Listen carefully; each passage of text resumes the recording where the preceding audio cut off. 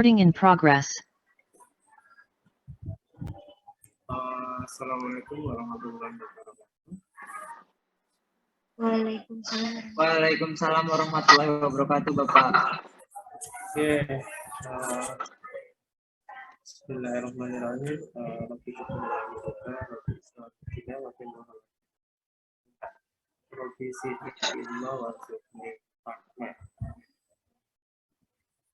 Oke, terima kasih pertama pada PJ Modul yang telah mengkonfirmasi sehingga pada hari ini kita bisa ketemu untuk skillet pada musko dan terkait dengan tender rilis dan tender management.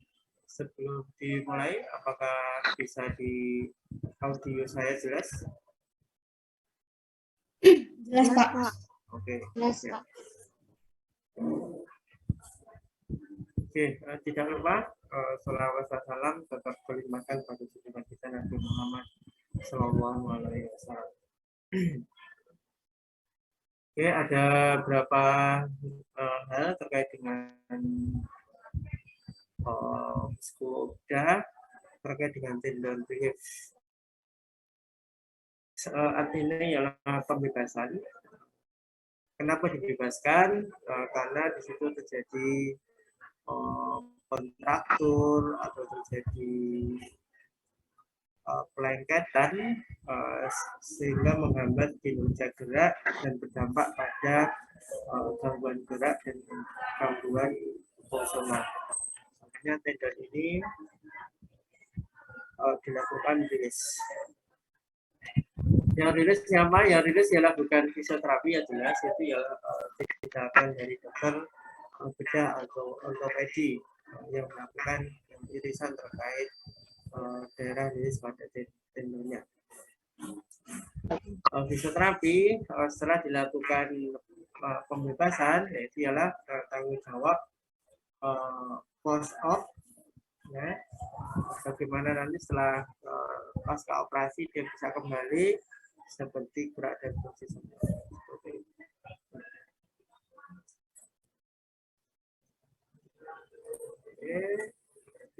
Ya. Tender rilis adalah prosedur pembedahan untuk memotong, ya, melalui atau ya, melepas tender itu disebut dengan tenotomi. Ya. Prosedur biasanya melibatkan memotong tendon atau memungkinkan untuk menarik kembali menuju persimpangan otot dan tendon. Ini harapannya Anda harus memahami terkait tendon, ya, mau bergabung ke tulang itu biasanya ada lapisan putih. Nah, lapisan putihnya ialah dirilis. Kemudian operasi dilakukan di beberapa banyak bagian tendon, terutama untuk pergelangan tangan, ya, banyak tendon. Kemudian di siku juga banyak tendon, misalkan di pergelangan tangan ada flexor dan carpal, ya, palmalis longus, dan semuanya itu adalah tendon. Untuk siku mungkin bisa bicep, tricep, ya. Terus kemudian untuk bahu banyak ada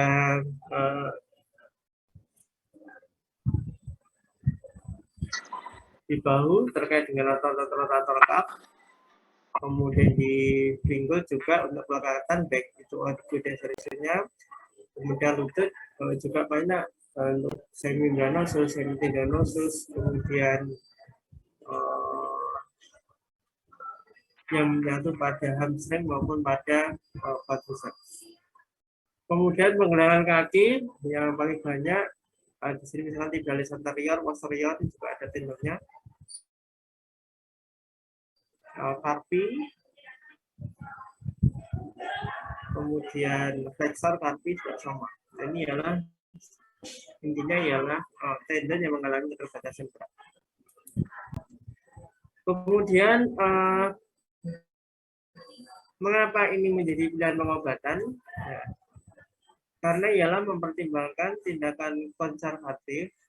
Sebenarnya konservatif itu seperti apa? Ya hanya dilakukan stretching, pengururan, ya. sebelum dilakukan tindakan operasi. Kalau emang itu belum bisa mencapai target, nah itu jadi kaku, nah itu bisa jadi kontraktur. Jika itu kontraktur, yang terjadi ialah tidak mampu untuk menggerakkan sesuai dengan fungsinya. Konservatif untuk masalah otot sebenarnya mempertimbangkan tendon rilis ini. Ya kalau yang tidak mampu, ya sudah, jadi dirujuk untuk bisa melakukan tendon rilis. Upayanya apa? Yaitu dengan latihan dipandu, kemudian ada sebagian obat penghilangan sakit atau penenang nyeri, kemudian istirahat, kemudian yang tiga di sini adalah penggunaan karena itu luka baru, penggunaan es yang cukup untuk meringankan otot kaku atau spasmodik pada banyak orang, pada sering pada banyak orang. Ini adalah unsur-unsur bagaimana tindakan konservatif ini tidak dilakukan, tetapi dianjurkan untuk tendon rilis. Di dalam tindakan pembedahan, tendon rilis memungkinkan otot bahwa di sini ialah untuk meregangkan, kemudian rileks.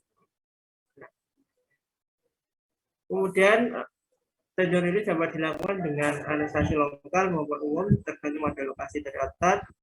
Kemudian seorang pasien biasanya disimpan dirawat di rumah sakit atau pusat bedah setelah operasi semalam sehingga perawatan dapat memantau pemulihan dari anestesi. Jadi biasanya fisioterapi di ranah anestesi juga salah satunya ialah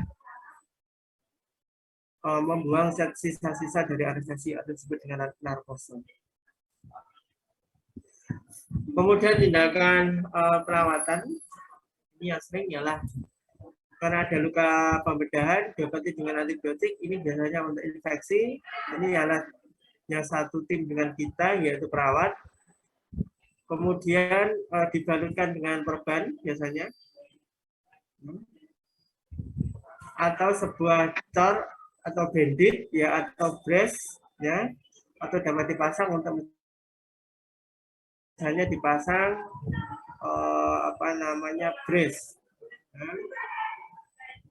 Kemudian dilakukan follow up pada setiap kunjungan sekitar 2-3 minggu setelah operasi. Kemudian dijalankan untuk memastikan otot semakin baik. Nah, ini memastikan otot semakin baik. Nah, ini ialah terkait dengan beberapa latihan yang kita lakukan. Ya. Jadi misalkan menambah kekuatannya, kemudian menambah fleksibilitasnya, menambah fungsinya, dan menambah lingkup gerak. Kemudian memakan waktu beberapa bulan sebelum seseorang dapat terlibat dalam kegiatan ini. Waktunya beberapa bulan. Ini ada organisasi mengatakan sampai 4 bulan untuk dapat kegiatan rutin. Ini contoh terkait dengan tendon rilis. Ya.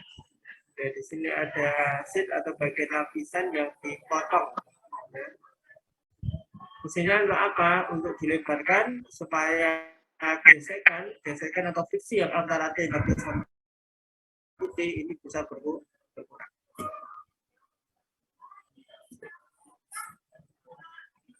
Kemudian apa peran fisioterapi? Nah, peran fisioterapi ini sangat penting untuk pertama yang membantu orang secara bertahap yaitu membangun kekuatan otot. Terus kemudian dan belajar bagaimana mencegah supaya tidak terjadi cedera berulang. Ini adalah beberapa fisioterapi di dalam memberikan peran di dalam tendon rilis.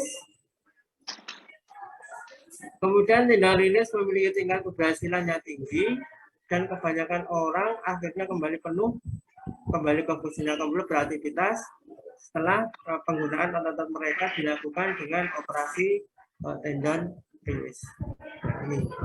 Jadi fisioterapi perannya sangat penting, terutama ya dalam hal menambah kekuatan otot, menambah bentuk gerak sendi, menambah kemampuan fungsional, terus memberikan edukasi bagaimana supaya tidak berulang. Kemudian tendon rilis ini keberhasilannya ialah sangat tinggi. untuk beberapa yang mengalami kontraktur. Berikutnya ialah tujuan pelepasan tendon adalah untuk mengidentifikasi dan pembedahan menghapus reseksi atau wilayah memproduksi gejala sekaligus melindungi jaringan sekitarnya yang normal. Ini. Di sini ialah bagian dari tujuan pelepasan tendonnya. Kemudian tendon ini biasanya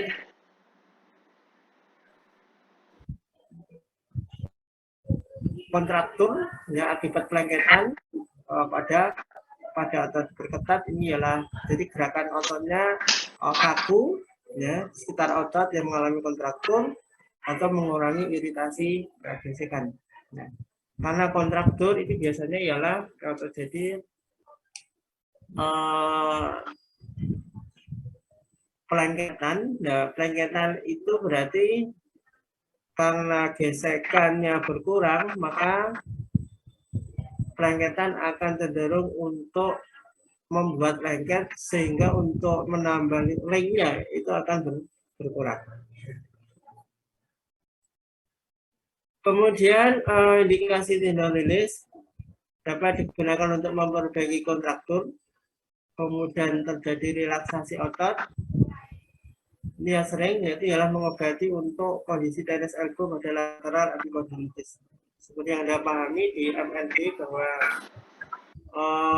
lateral epicondylolitis atau tenis elbow, ya ini ada 4 tipe, ada di presiumnya, ada di tendinitisnya, kemudian ada di muscle junction-nya, kemudian yang keempat pada muscle-nya.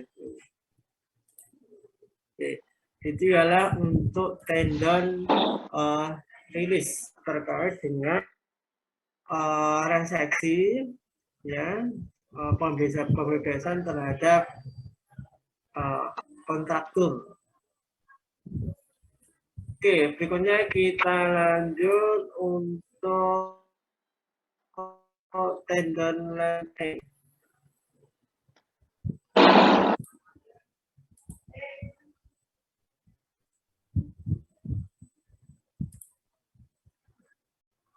Oke,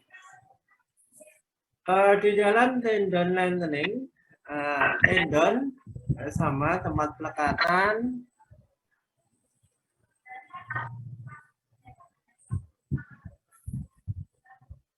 Terus berikutnya seperti ini gambarnya untuk tendon lengthening, ya.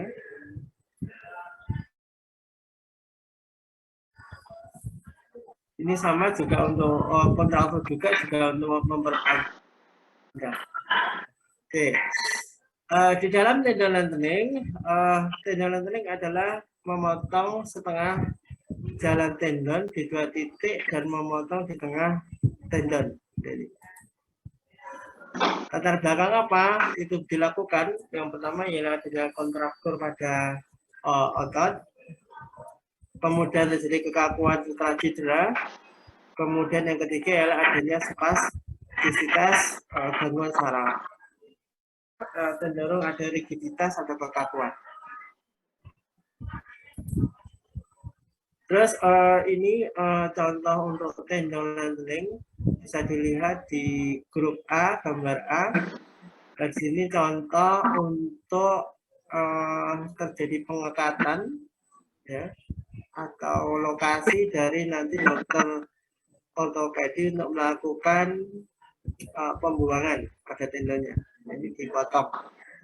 Terus kemudian bisa dilihat pada di grup gambar B. Nah, ini sudah dilakukan pemanjangan. Ya. Dari akibat pemotongan ini, maka dampaknya ialah terjadi perubahan panjang. Karena apa? Massa itu dikurangi, maka massanya berkurang, kemudian tarikannya juga akan menjadi lebih mudah. Kemudian bisa Anda lihat di gambar C, ini ialah proses terjadinya healing pada pemanjangan tendon. Nah, terus, nah, pemanjangan tendon bisa dilakukan split, kemudian otot besar bagian flexor, atau kaki bawaan cerebral palsy yang sifatnya idiopathic ini bisa dilakukan. Ini untuk tendon dan tulang. Atlet yang mengalami apa? Cedera, lama tidak gerakan, kemudian terjadi kontraksi. Terus berikutnya ialah perbaikan tendon. Nah, dalam perbaikan tendon, yang pertama ialah diperbaiki terkait dengan bekas luka. Bekas luka ini biasanya tetap terkait dengan adanya iritasi, incisi, ya. Ini biasanya sama dengan antibiotik, perawat menghindari adanya infeksi. Berikutnya ialah kekuatan bekas luka. Kalau jadi pelukaan biasanya kekuatan ototnya menurun.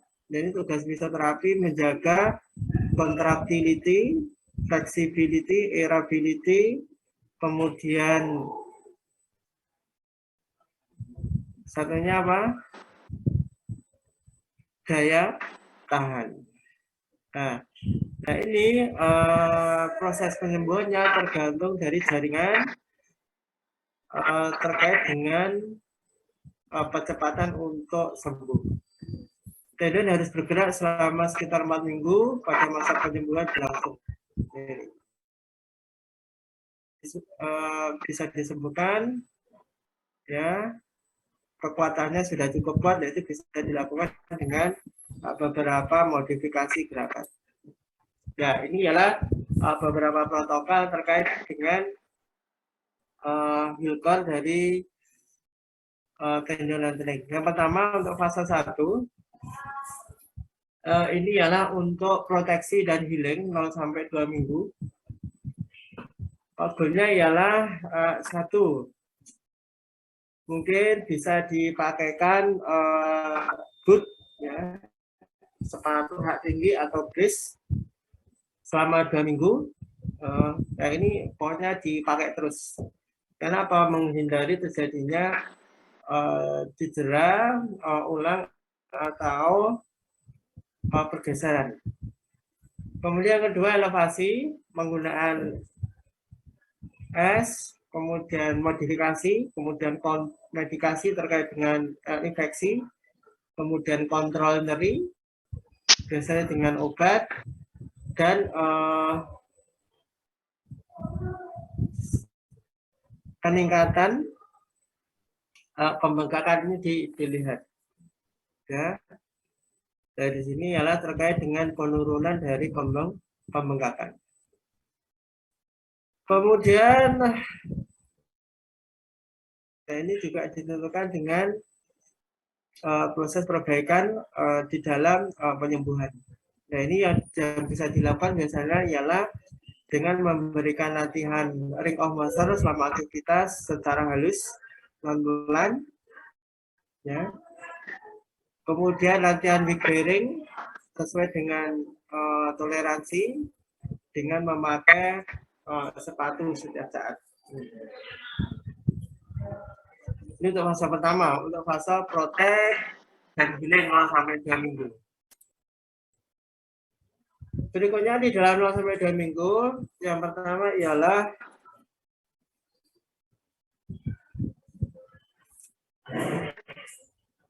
ini ya, pemakaian boot tadi, ya, untuk proteksi dari incisi pembedahan atau luka pembedahan. Kemudian posisikan kedua kaki elevasi selama 23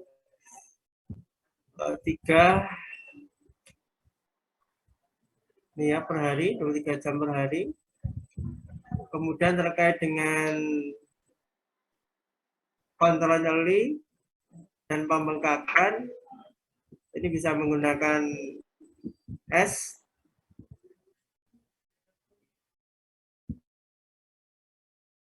untuk beristirahat. Jadi dengan menggunakan misalkan vaskuloter atau SPEC. Ini adalah apa namanya untuk mengurangi nyerinya. Kemudian menggunakan obat-obat dari anti nyeri. Obat-obat anti nyeri tidak digunakan untuk kita tidak dianjurkan biar dokter bedahnya. Kemudian selama 2-3 minggu, ini yang pertama berikan ialah protokol aktif gerakan aktif, mulai dari dorsifleksi, frontalfleksi. Nah ini kalau tadi contohnya ialah pada tendon lengthening pada Achilles. Kemudian gerakan sendi ankle naik turun dengan menggunakan boot atau sepatu selama 5 menit. Kemudian 5 menit per hari Anda gunakan, ya, waktunya. Berikutnya adalah fisioterapi mulai memberikan latihan assisted, orang exercise assisted berarti dengan bantuan. Kemudian bisa tekanan dengan stocking dengan kontrol nyeri, ya. Elevasi selama 16 jam per hari. Kemudian lakukan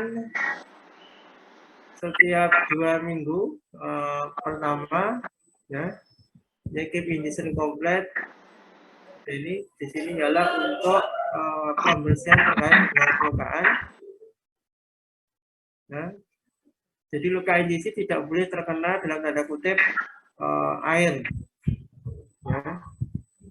Nah ini makanya adalah memberikan es perlu beberapa lapis untuk melindungi supaya airnya tidak terkena pada daerah yang luka. Ini yang selama 6 minggu. Kemudian untuk fase yang kedua, recovery. Di dalam recovery perbaikan 2-12 minggu. 12 minggu berarti 1 bulan itu ada 4 minggu, kalau 12 berarti 3 bulan. Nah, goalnya di sini ialah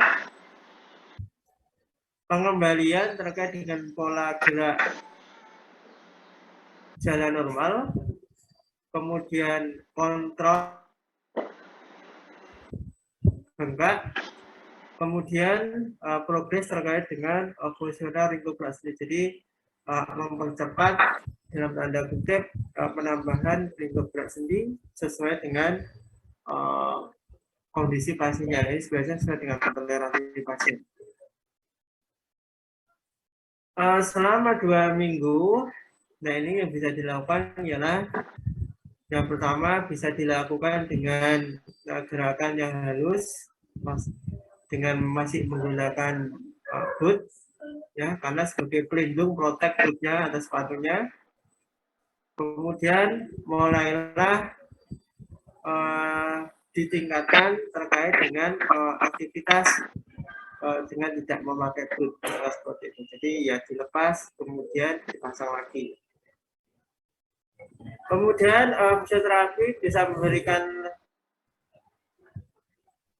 progres percepatan pada home exercise program, ya. Misalkan pada latihan di gimnasium terkait dengan pola jalan normal, kemudian kontrol nyeri, dan meminimalkan terjadinya pembengkakan. Ini biasanya bisa menggunakan dengan static balance aktivitas penggunaan berdiri, ya, tapi tidak berjalan misalkan sesuai dengan kondisi pasien. Kemudian selama 4 minggu lakukan gerakan pasif dorsifleksi, ya, sampai 4 minggu. Kemudian berikan initial resistance band ini bisa pada level 1 bisa ditambah dengan beberapa unsur gerakan, misalkan dengan menggunakan alat ya, atau alat bantu yang lain, sebenarnya ialah masih arm assistant. Berikutnya ialah pemberian modalitas secara kontinu, bisa EPA, bisa manual terapi terkait dengan kondisi nyeri, kemudian desensitization, sensoris, kemudian memberikan mobilisasi pada jaringan. Memobilisasi pada jaringan bisa berarti misalkan dengan menekan pada daerah area perlukaan pelan-pelan ini. Kemudian untuk fase yang ketiga, pada fase yang ketiga di sini mengembalikan dari fungsi, itu ialah tujuannya.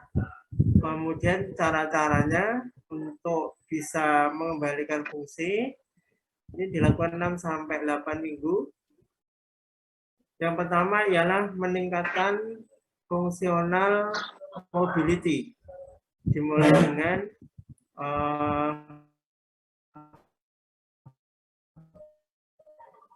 dengan berdiri, kemudian peningkatan toleransi untuk ambulasi. Ambulasi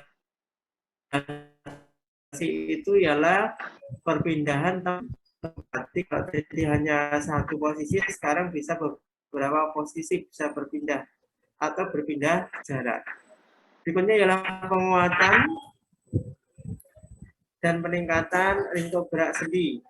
Nah, ini ialah menuju normal supaya tidak terjadi pembatasan. Berikutnya ialah percepatan pengembalian terkait dengan prioritas sesuai dengan aktivitas yang dia senangi, misalkan untuk sosialnya, apakah itu ke masyarakat atau ke olahraga, silakan. Di dalam 6-8 minggu, yang pertama ialah bisa dilakukan secara percepatan dan exercise sesuai dengan toleransi pasien. Fokusnya pada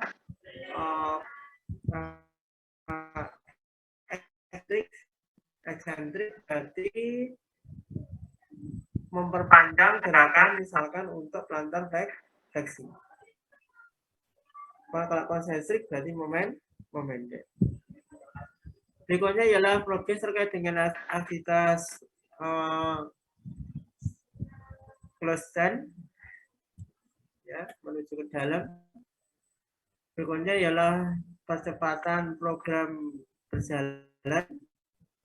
Dan ini bisa dilakukan misalkan berjalan atau jogging, di mana terjadi penambahan waktu 15-20 menit. Nah, ini dengan single leg to rest dengan kontrol yang baik. Ini adalah 3 fase terkait fisioterapi, bagaimana memberikan manajemen proses di dalam tendon lengthening. Jadi fasenya baik itu tendon lengthening dan tendon release sama, cuma beda tempat dan beda pelakuannya. Kemudian di fisioterapi ini bisa memulai minggu setelah post op. Kemudian fokusnya ialah pada gerakan dan pembengkakan yang pertama kali. Yang pertama, kemudian yang kedua fokus pada weight training, kemudian yang ketiga pengembalian, yaitu penguatan. Berikutnya ialah komplikasi. Jadi komplikasi dari tendon tendon jika dia imobilisasi lama, tendon terlalu lama tidak digerakkan, yaitu tidak memperpanjang tendon cukup. Jadi perpanjangan tendon itu akan lebih mengeras lagi, tidak tercapai. Nah, ini bisa mengakibatkan operasi ulang. Ya. dan bisa mengakibatkan lemahnya otot dan mengganggu tingkat kelenturan. Kemudian operasi berulang-ulang dan jaringan parut akan menyebabkan kaku tendon dan kehilangan elastis. Jadi kalau emang sudah mengering, kaku lagi, dilakukan operasi itu berdampak. Dampaknya apa? Tendon akan kaku dan kehilangan elastis. Berikutnya ya kelemahan otot akibat imobilisasi dan masalah gangguan fungsi penuh. Berikutnya ialah perubahan dalam satu kelompok otot dan mempengaruhi keseimbangan otot terkait. Inilah beberapa komplikasi akibat imobilisasi tidak awal tidak dilakukan latihan. Ya, tapi latihannya bisa dimulai dari 3 fase tadi. Yang pertama ialah dari protektif tadi. Berikutnya ialah exercise-nya. Imobilisasi tendon penting untuk penyembuhan yang tepat. Jadi ada fase-fase ya. Fase imobilisasi itu penting untuk penyembuhan yang tepat. Kemudian overlapping. Recording in progress. Terlalu overlengthening, pemanjangannya dipaksa terlalu memanjang, jadi bisa mengakibatkan mengulangi operasi dan akan mengakibatkan kelemahan otot, itu bisa terjadi. Berikutnya ialah keuntungan dari tendon memanjang adalah dapat memperbaiki masalah ortopedi dan kelenturan tanpa merusak saraf atau motorik. Ini adalah keuntungan latihan. Jadi latihan terlalu over itu juga tidak boleh. Nah, mobilisasi itu penting ya, untuk masa penyembuhan. Makanya imobilisasi ini terjadi ialah 0 sampai 2 minggu tadi selama terjadi proteksi. Yang dijaga apa? 1, tidak terjadi infeksi. Kontrol dari pembengkakan. Yang ketiga bisa dilakukan dengan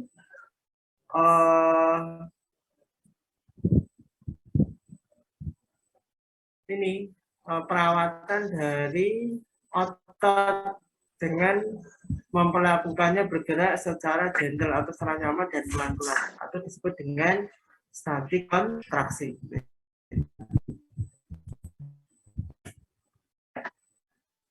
Oke, mungkin itu tendon dan tendon lengthening. Sekarang pertanyaannya, apa perbedaan tendon lengthening dan tendon release?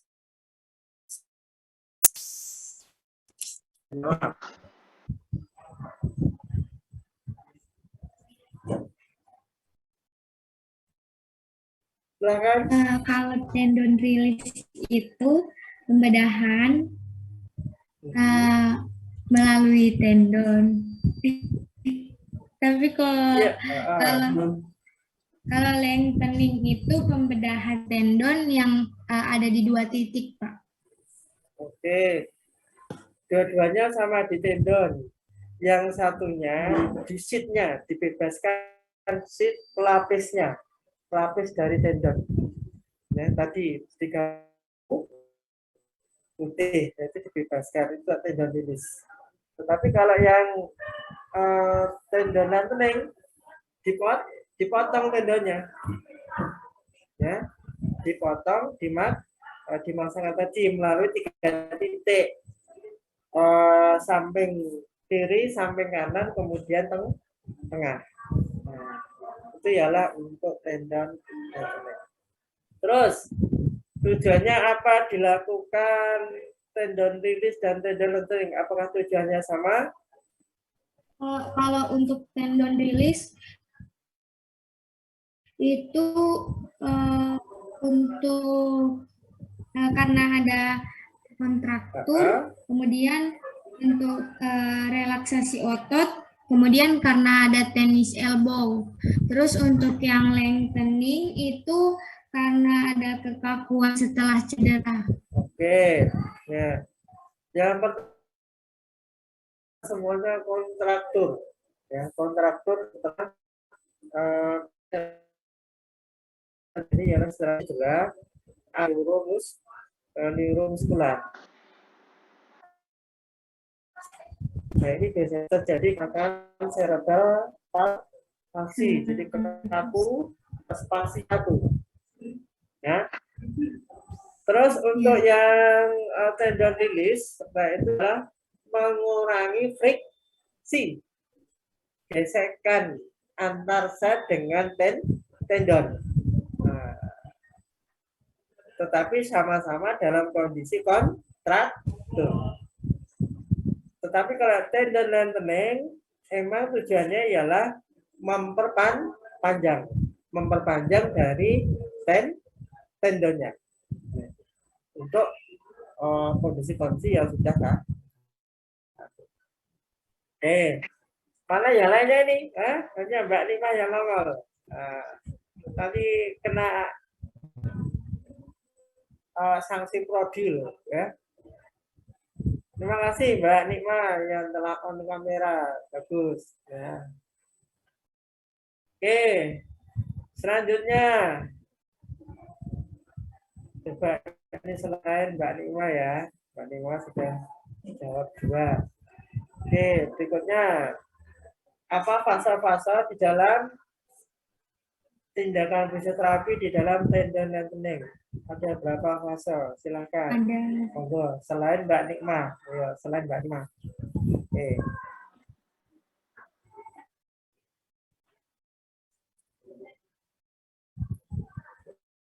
Kayaknya tidur semua, Mbak. Ada 3, Pak. Daripada nggak bisa jawab. Apa? Ada 3 fase. Satu itu fase proteksi dan healing, itu waktunya 0 sampai 2 minggu. Fase 2 itu ada recovery yaitu 2 sampai dengan 12 minggu. Kemudian fase 3 yaitu mengembalikan fungsi fungsional dari pasien, itu 6 sampai 8 minggu. Oke, 8 minggu. 8 minggu itu berarti berapa bulan? 2 bulan. 2 bulan. Oke. Saya izin bertanya, itu fisioterapi masuk untuk melakukan latihan itu saat pos operasi 2 sampai 3 minggu ya, Pak?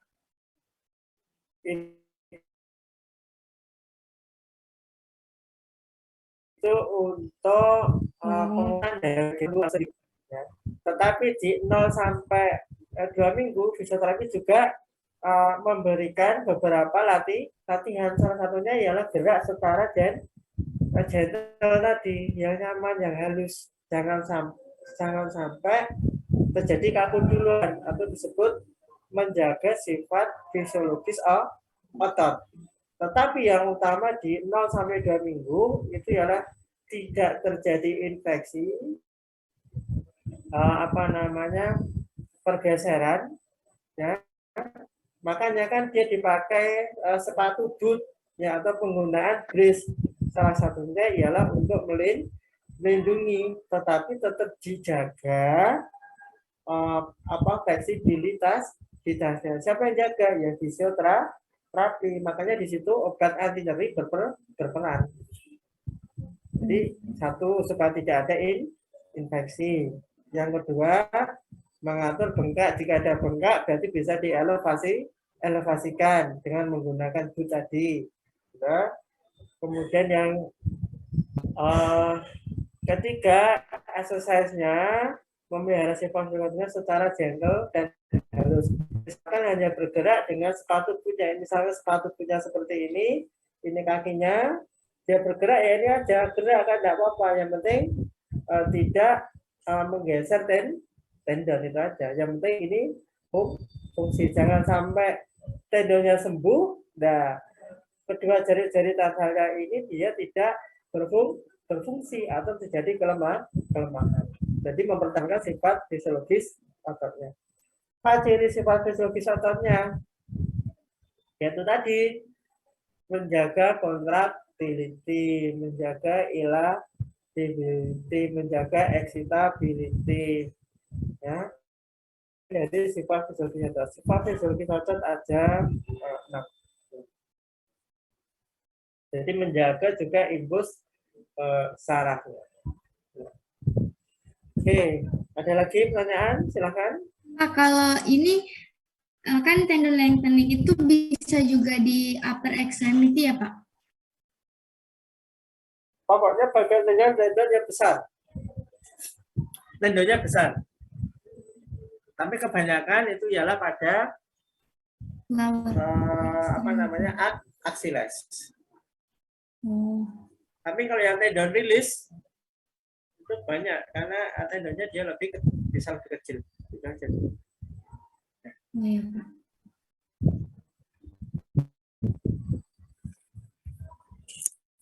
Oke, ya nanti dibuka ya. Ada cari referensi yang lain apa? Itu ialah sebagai pembanding. Intinya di situ ada 3 fase itu. Dari protektif sampai ke terakhir ketika pengembalian fungsi kan gitu. Yang rilis tendon rilis sama tendon lengthening sama ya, Pak, untuk latihannya? Sama. Fasenya sama. Fasenya loh ya. Fasenya sama. Perbedaannya dalam tanda kutip pembedahannya kan lebih ekstrim yang mana? Lebih ekstrim yang lengthening. Ya lagi.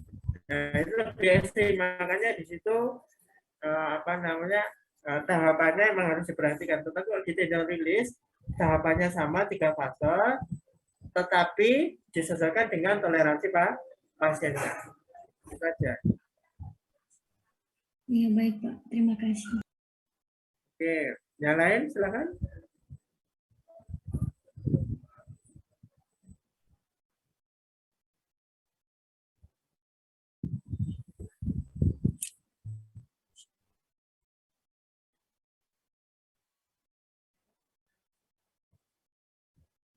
Ini hampir sama kayak pada luka bakar. Luka bakar itu kalau sudah kering, maka akan terjadi gangguan, salah satunya ialah kontraktur. Untuk mengembalikan itu ke sendirinya, harus dilakukan pencitraan ulang supaya jaringannya itu bisa untuk menambah. Tapi kalau jaringan sudah kaku, dia akan sulit untuk menambah lingkup geraknya, jadi dilukai lagi. Makanya kalau luka bakar sebelum kering, nah, fisioterapisnya itu menjadi kunci utama untuk menjaga gerak dan lingkup geraknya sampai itu terjadi.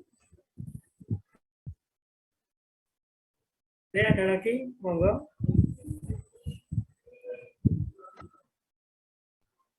Setelah ini siapa jawabnya? Ya, Pak. Setelah ini siapa? Kelas teori. Ada kelas teori. Ada kelas besar. Oh, sudah. Offline berarti? Tidak, Pak. Online. Oh. Online, Pak.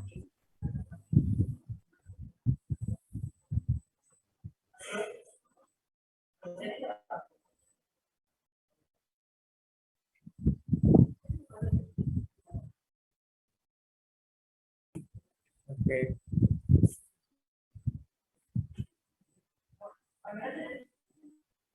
Monggo jika ada pertanyaan.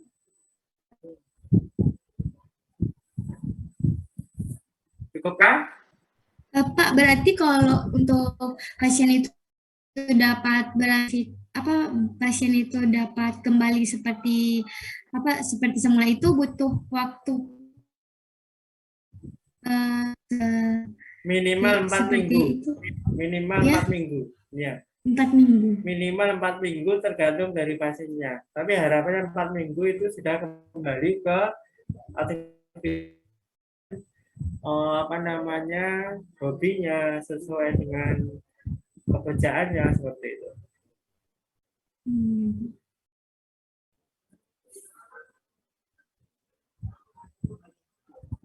Dan itu dalam tanda kutip setiap pasien berbeda-beda, ada yang semangat, ada yang tidak, ada yang malas, ya. Tetapi harus kita samakan terkait dengan target goalnya seperti apa.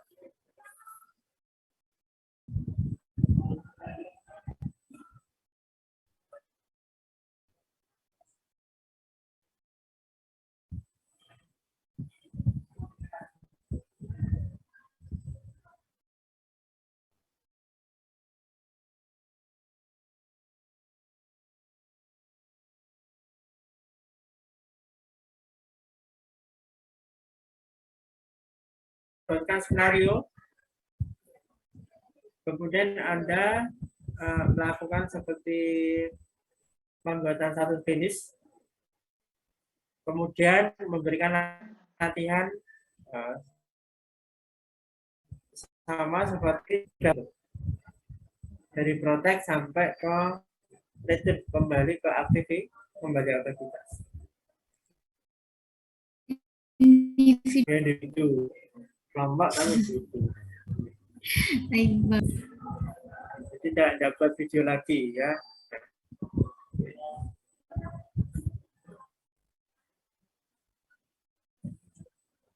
Pak, Ya, bisa ada minta lagi? PPT-nya? Boleh. Ya, nanti di WA ya, di grup WA tadi. Oke, baik, Pak. Oke, clear? Nggak ada? Dari saya cukup.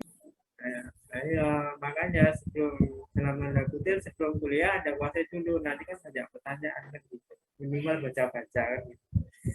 Oke, jika tidak ada pertanyaan, saya kira itu yang bisa saya sampaikan. Silakan beraktivitas lain.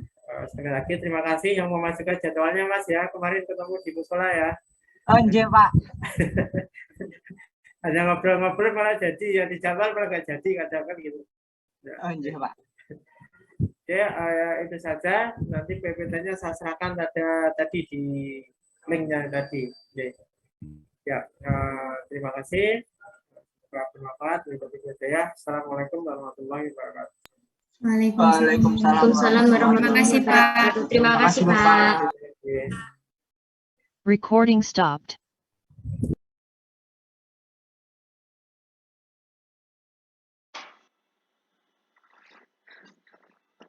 La ilaha illallah. Weh, ini tadi yang record siapa, weh? Tidak tahu. Lah? Azara. Recordnya tadi. Oh, kirain nggak ada. Waduh. Yang kedua tadi siapa? Siapa? Nggak tahu. Saya rekod sampai akhir itu tadi. Emang ada yang kedua? Aku enggak ya. Orang aku tadi protes jaringan wifi ku tiba-tiba. Kan yang pertama kan dari awal, habis itu keputus yang di apa?